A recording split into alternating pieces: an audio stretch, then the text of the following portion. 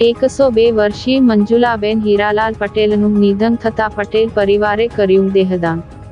કોસંબા સ્થિત રહેતા 102 વર્ષીય મંજુલાબેન હીરાલાલ પટેલનું નિધન થતા પટેલ પરિવારે દેહદાન કરી સમાજમાં ઉમદા ઉદાહરણ પૂરું પાડ્યું હતું। ભરૂચ શહેર અને જિલ્લામાં ચક્ષુદાન, દેહદાન, અંગદાન, રક્તદાન તથા સાધન સહાય જેવા અનેક સામાજિક સેવા કાર્યો સંકલ્પ ફાઉન્ડેશન ચલાવી રહ્યું છે।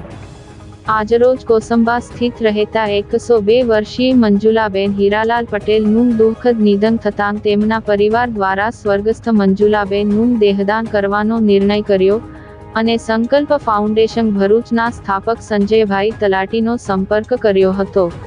સંકલ્પ ફાઉન્ડેશન ભરૂચના સભ્યો દ્વારા મૃતકના દેહને પરિવારજનોની હાજરીમાં યોગ્ય સન્માન આપી મેડિકલ કોલેજમાં ભણતા વિદ્યાર્થીઓના અભ્યાસ અર્થે દેહને doctor Kiransinh Patel medical college અને રિસર્ચ ઇન્સ્ટિટ્યૂટ ભરૂચ ખાતે મોકલવામાં આવ્યું।